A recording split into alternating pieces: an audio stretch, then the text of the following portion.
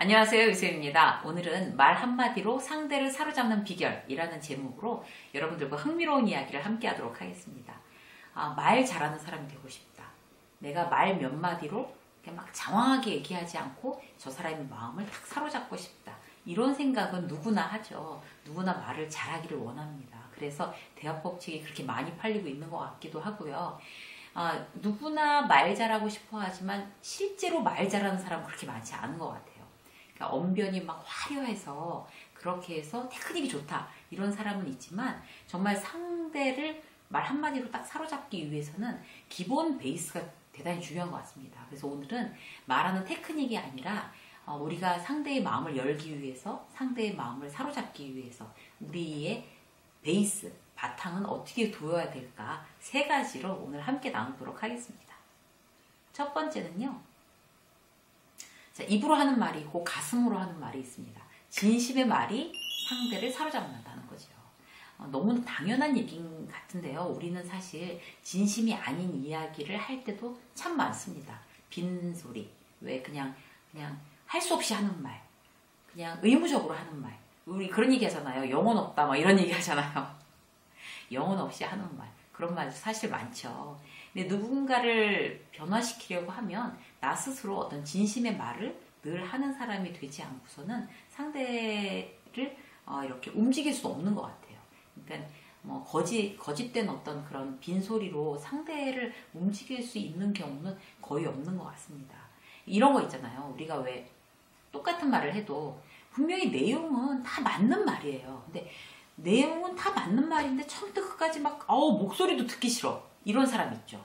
그리고 막 그냥 이렇게 나는 뭐 아는 게 없어 막 이러면서 그냥 우스갯소리로 막 셀프 디스 해가면서 그냥 한두 마디 탁 던졌는데 상대가 그게 내 마음에 와서 탁 박히는 경우가 있습니다. 그게 왜 그럴까요? 진심으로 해서 그렇습니다. 진심의 말이기 때문에 두 말의 이제 차이는 그 진심 그 자체인 거죠. 그 상대가 듣고 싶어 하는 말도 사실 진심을 담아 하지 않으면 그게 이제 아부가 되는 거죠.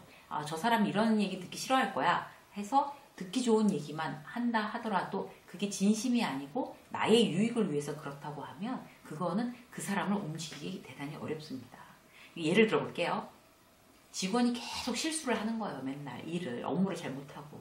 근데 그거를 막 직장 상사가 수습해야 되고 챙겨야 되고 막 이런 상황이 벌어졌어요. 그런데 그 A라는 상사는 그 직원을 이제 그만둬줬으면 좋겠다라고 생각하고 막 구박하고 막 심하게 얘기하고 막 가르치고 막 야단치고 이러는 거예요. B라는 상사는 정말 이 사람이 이렇게 지금 일을 못하고 있지만 잘 됐으면 좋겠다. 일을 잘하는 사람으로 성장했으면 좋겠다는 그런 마음에서 그런 진심을 가지고 그렇게 독하게 말하고 진짜 막 구박하고 이랬어요. 그 직원이 이 직장 상사 A와 B의 그 마음을 알까요, 모를까요? 당연히 압니다. 전해지거든요. 사람의 마음은. 또 다른 것도 있어요.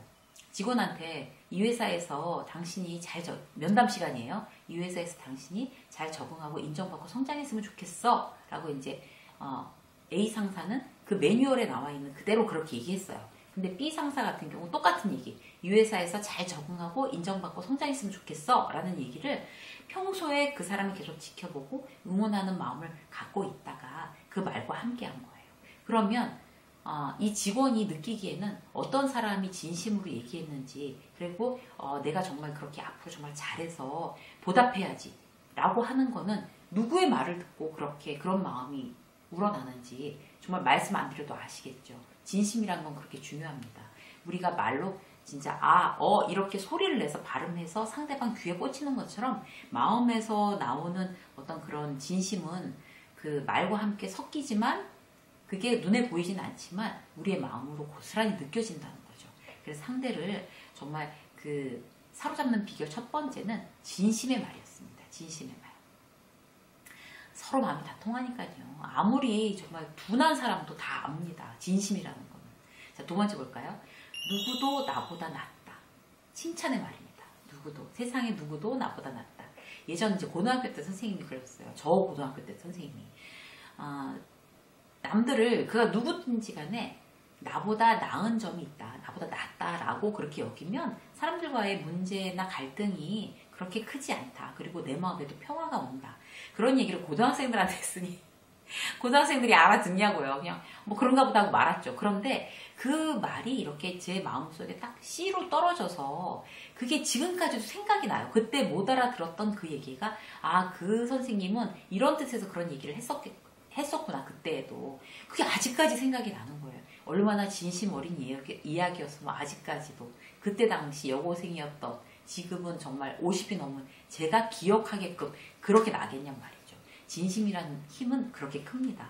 그래서 나보다 늘 남을 낫게 여겨. 근데 여기서 중요한 건 뭔가 하면 모든 사람을 나보다 언제나 낫다라고 여기라는 얘기가 아니라 어떤 사람이라도 나보다 더 나은 점을 가지고 있다. 그래서 그 점을 찾아라. 이런 거였거든요. 존중하고 찾아라. 이런 얘기거든요. 그래서 비록 이제 저 사람은 정말 아무리 칭찬을 해주려도 칭찬할 게 없다. 라고 이제 우리가 생각은 하지만 사실 계속 찾으면은 칭찬할 게 있습니다. 그게 나보다 나은 점이 저 사람한테 있을 거야 라는 마음이 바탕이 되지 않고서는 그 칭찬할 거리가 눈에 띄지 않는 거죠. 그래서 상사가 부하 직원을 이제 능력 없는 사람, 칭찬할 거리가 없는 직원 이렇게 생각하면 그 사람은 진짜 무능력한 사람 되는 거예요. 그리고 마찬가지로 내 아이를 내가 다른 애들은 저렇게 잘하는데 왜 우리 애는 저렇게 못해? 라고 그 생각을 하는 순간 그 생각 자체가 우리 애를 열등한 존재로 만드는 겁니다. 그래서 내가 남을 어떤 시각으로 바라보느냐는 너무나 그 사람 인생에도 중요한 것 같아요. 그 예전에 그 미국에서 무작위로 병사들한테 이제 그룹을 한 거예요. 이제 이쪽 그룹은 뭐 특별히 우수해서가 아니라 무작위로 막 나눈 거죠. 그래서 티켓 이게 여기다가 이제 명찰 거기에다가 우수 배지를 다 달아주고 아니 보통 배지 그다음에 미확인 배지를 다 달아줬어요. 그러고 나서 이제 다양하게 훈련을 한 거죠. 근데 그 사람들은 정말 우수하거나 보통이라서 그런 게 아니라 무작위로 막 붙인 거예요. 그런데 결과는 다양한 훈련이 끝나고 나서 결과는 우수라고 평가를 여기 배지를 딱 달고 있는 그 병사는 실제로도 우수한 성적을 올렸다는 거죠. 보통이라는 평가를 받은 병사는 보통의 결과를 낳은 거예요. 이렇게 정말 칭찬이라는 게 무섭습니다. 칭찬을 잘하기 위해서는 누구도 나보다 나은 점이 있다라고 생각하는 거, 이게 우리의 마음 바탕에 깔려 있어야 되는 거고, 두 번째는 뭔가 하면 관찰을 잘 해야지 칭찬을 잘할 수 있다는 사실을 아는 거예요. 그러니까 예전에 이제 책에 보면 그런 게 나와 있었어요. 그 소설가, 굉장히 유명한 소설가. 그 소설가는 자기가 글을 잘 쓴다는 사실을 알지 못했대요. 알지 못했는데 그 중학교 때 선생님이 일기장 검사하자. 옛날에 우리 일기장 검사했잖아요. 근데 일기장을 이제 검사하고 나서 따로 불러서 누구야, 너는 나중에 정말 글을 대단히 잘 쓰는 사람이 될 거야. 너는 글을 너무 잘 써. 그때 알았다는 거죠. 난 글을 잘 쓰는 사람이고 내가 소설가가 되겠구나. 이렇게 넌 소설가가 될 수 있어. 좋은 소설가가 될 수 있어. 라고 얘기를 해줬대요. 그래서 정말 대한민국에서 정말 레노라는 소설가가 된 거죠. 그 선생님의 그 한마디가. 그래서 그런 부분은 이제 그 선생님이 얼마나 일기장을 보고 읽어보고 그 친구를 관찰하고 애정을 갖고 관찰했기 때문에 그런 칭찬을 해줄 수 있었던 거잖아요. 칭찬도 그냥 영혼 없는 칭찬이 아니라 그렇게 진심을 가지고 관찰을 하고 칭찬을 해주면 그 사람의 인생을 변하게 할 수 있는 겁니다. 그리고 예전에 굉장히 유명한 아나운서, 여자 아나운서도 그런 이제 자기 에세이다 그런 얘기를 쓴 걸 제가 읽은 적이 있어요. 초등학교 때 국어책 읽고 나서 누구 국어책 읽어. 국어책 서서 읽잖아요. 그럴 때 너는 정말 발음이 좋다. 목소리가 좋고 너는 아나운서가 되면 참 좋을 것 같다. 라고 해서 아나운서 꿈을 그때부터 꿨대요. 그렇게 정말 칭찬은 사람의 인생을 움직입니다. 직장에서도 마찬가지인 것 같아요. 직장에서도 직장 상사나 동료가 정말 잘 관찰해서 저 사람의 장점이 어떤 걸까 너무너무 열심히 애정을 가지고 관찰해서 그 부분에 대해서 얘기해 주는 거죠. 그래서 그런 이제 관찰이야말로 정말 칭찬의 시작이자 끝이고 핵심이라고 할 수가 있습니다. 관찰이 전제되지 않고서 칭찬을 한다는 거는 얼마나 이게 정말 그냥 허공에다 대고 하는 메아리 같냐고요. 그냥 빈소리로 뭐 성실해. 잘하고 있습니다. 뭐 잘하고 있다며? 뭐를 어떻게 모르는 거잖아요. 그래서 그렇게 구체적으로 관찰해서 진심을 가지고 하는 칭찬. 나보다 모든 이들이 나은 점이 있다. 낫다라고 여기는 거. 이것이 남을 움직이는 그런 비결 두 번째가 되겠습니다. 세 번째는 뭔가 하면요. 나는 내가 모른다는 사실을 안다. 겸손의 말입니다. 겸손의 말. 그 유희열, 방송인 유희열 씨 있잖아요. 그분을 볼 때마다 저 사람은 정말 말을 잘하는구나. 이런 걸 늘 감탄했어요. 늘.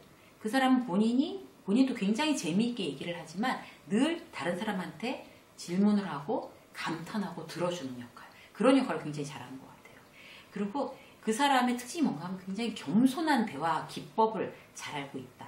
이런 느낌이 들어요. 그래서 저는 그분이 나오는 어떤 그런 유튜브나 이런 걸 이렇게 볼 때마다 저 사람은 어떻게 질문하고 어떤 표정으로 어떤 리액션을 하지? 이런 걸 굉장히 유심히 봅니다. 여러분들도 한번 보세요.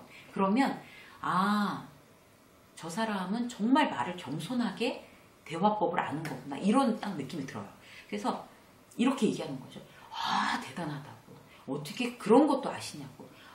정말 자기를 막 낮추고, 막 셀프 디스하면서 자기를 낮추고, 다른 사람의 얘기를 막 질문을 해서 그 사람이 충분히 얘기할 수 있도록 정말 이렇게 빠져들듯이 바라보고, 물론 MC니까 그렇겠지만, 바라보고, 막 리액션을 하고, 감탄하고, 저 사람은 정말 언어의 달인이구나.